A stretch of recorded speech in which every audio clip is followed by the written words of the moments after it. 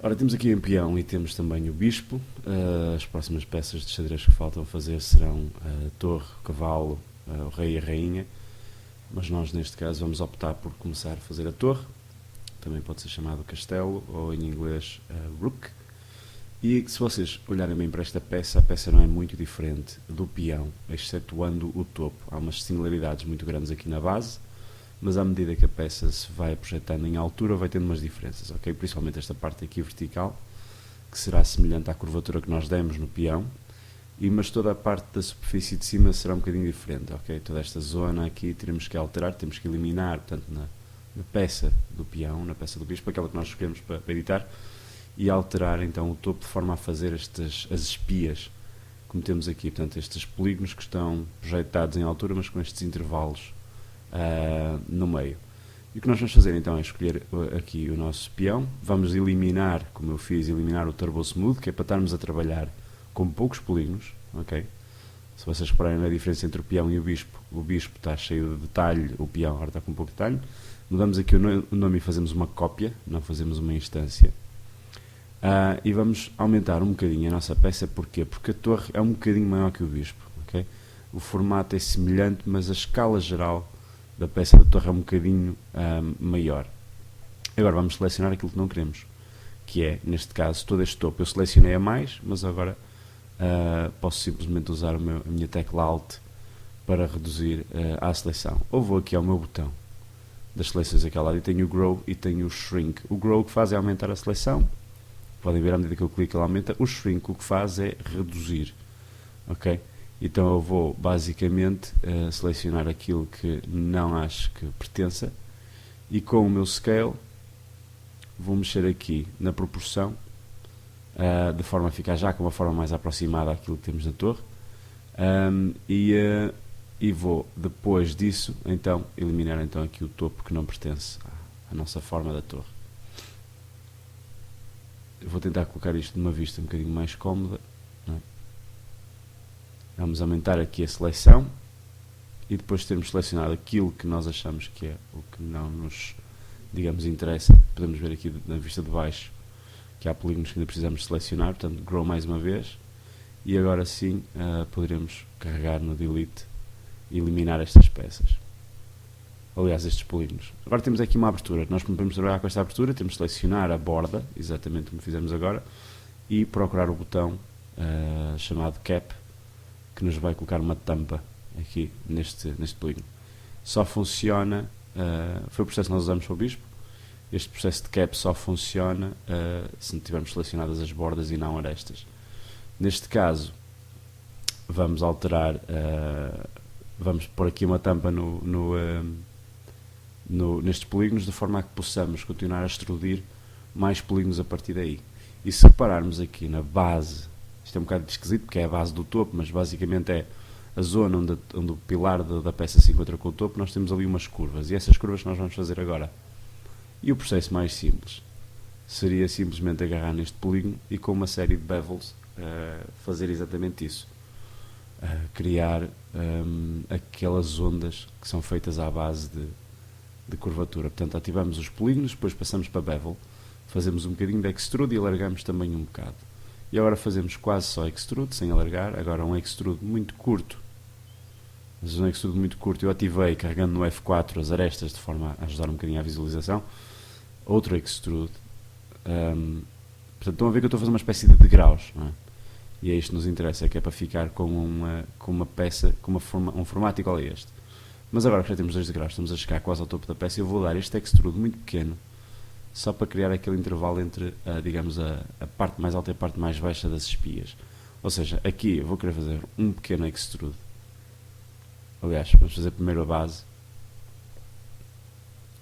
portanto a parte mais larga, e agora podemos simplesmente então usar o extrude. Vamos usar o extrude apenas uma vez. Porquê? Porque depois de usar o extrude uma vez, eu já posso extrudir apenas alguns dos polígonos. Porque o que eu estou a fazer é esta pequena altura, e agora quero fazer a altura mais alta, estão a perceber?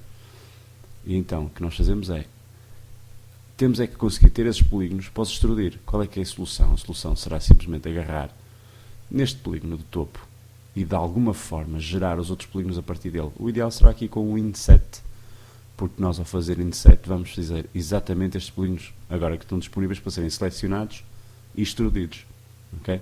Então vamos selecionar os polígonos que queremos e eu vou tentar selecionar o melhor possível de forma a que fique o espaçamento igual, que suponho que seja aos pares, não tenho bem a certeza, mas acho que é aos pares. Vamos só ver se a conta acerta, por acaso acertou na perfeição. E agora o que é que vamos ver? Temos exatamente 6 peças com um intervalo, ok? Temos 2 polígonos no intervalo, 2 polígonos no intervalo, e agora é só fazer mesmo um extrude destes polígonos que estão selecionados.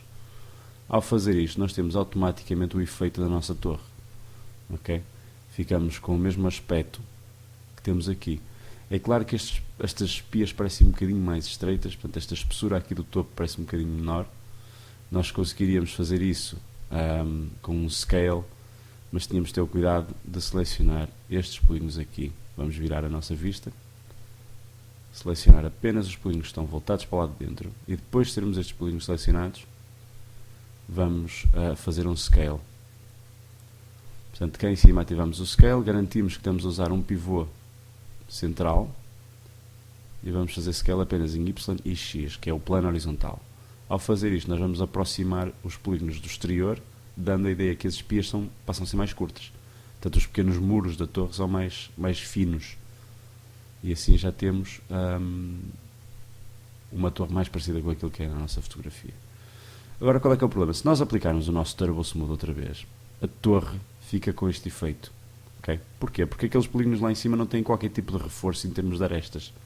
São polígonos só, nós aplicamos um Turbo Smooth e ele fica sem a forma. O que nós fizemos no resto da peça, nomeadamente nos pequenos degraus, foi aplicar aqui um chamfer, e é o que nós vamos fazer aqui na peça em cima.